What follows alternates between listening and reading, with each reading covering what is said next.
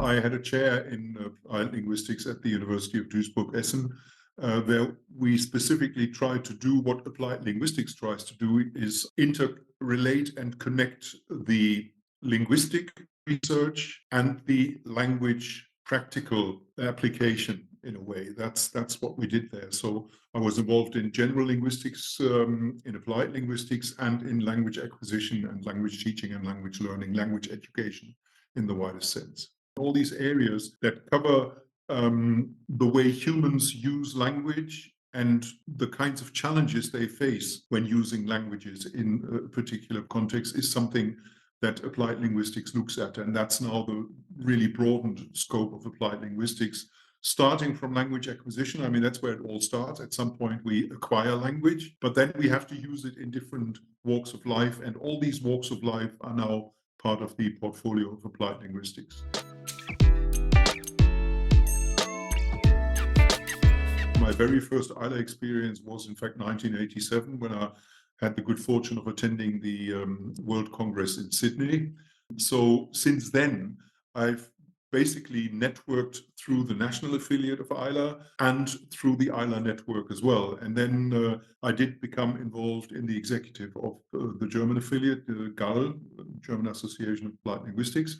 And through that, I gradually then sort of grew into becoming more involved in the administration and organization of ILA, partly due to the fact that we were invited to host the ILA World Congress in Essen in 2008, which was a great experience.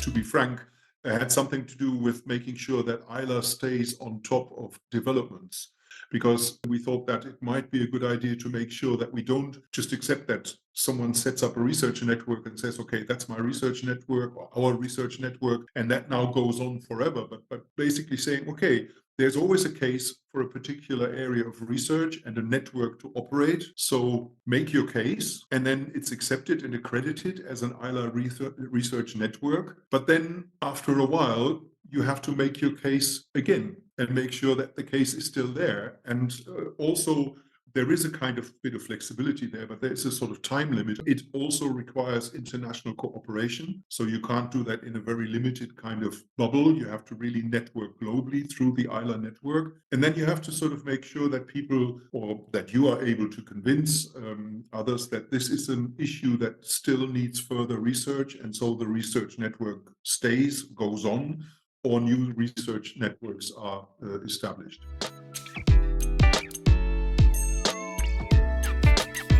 One concerns Sue Gass, who at the time was the president, and she was very surprised when they came to do the site inspection and had the meetings in Essen. The mayor of Essen actually invited us, and the town hall of Essen is a sort of high-rise building, and he personally invited us for dinner, the ILA executive, on the 26th floor, where they've got their representative dining room. And he showed us the city in night, the skyline and everything. And the meeting was, and this dinner was a couple of days before the local elections, when he was actually up for re-election. So that was even more surprising, that he took the time to sort of meet with us and stay with us the whole evening. And Sue was very impressed with him, and we discussed and everything. And then sort of about half a year later, when we had another meeting, Sue said, "What about the election? Did our mayor win?" And I said, "Yes, he won." And he said, "That's good for ILA."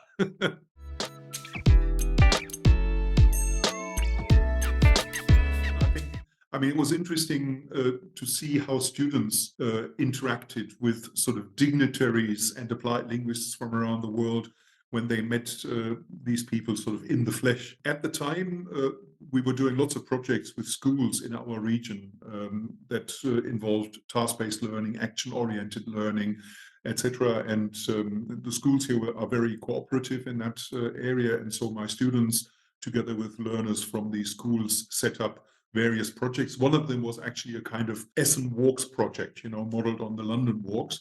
And the school kids had prepared actually tourist walks that took people to different parts of Essen, sites, explaining it, everything. And they did them live, because that was part of the task-based approach. And when we did the ILA Congress, we actually had these walks as part of the social program. So they were offered as part of the touristy program that we had on offer. And a lot of people actually took these walks, particularly people who were themselves involved in language teaching, language education, task-based learning, etc.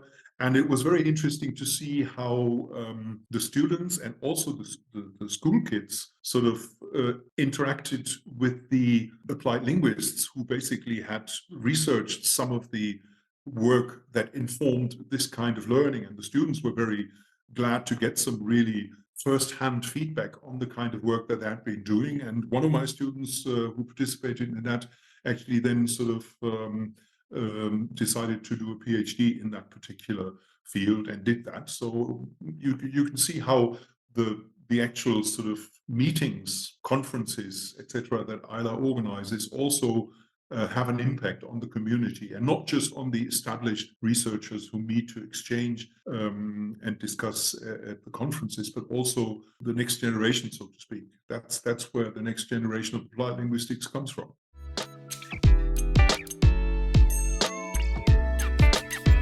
One of the projects I'm involved in at the moment is a project that researches the impact of COVID and the pandemic on language education in secondary schools. And that was a project that was set up, coordinated by the European Centre for Modern Languages, a Council of Europe institution. And we were able to research very quickly because, I mean, we drew on applied linguistics methodologies like corpus linguistics, analyzing the large amount of data that we had collected, etc., etc. But it really shows, I mean, the pandemic created a problem. It did have an impact on the way students learned at school. It did have an impact on how language learning worked or did not work. And so drawing on the experience of various applied linguists, so to speak, we were able to set up a team and do a Euro-wide survey of what had happened at schools, how teachers felt about the experience, how learners felt about the experience. And we basically formulated a set of guidelines out of that language education and teacher professionalization might want to keep in mind when learning lessons from what had happened during the pandemic. I mean, that's a perfect example where you see how up-to-date applied linguistics can be.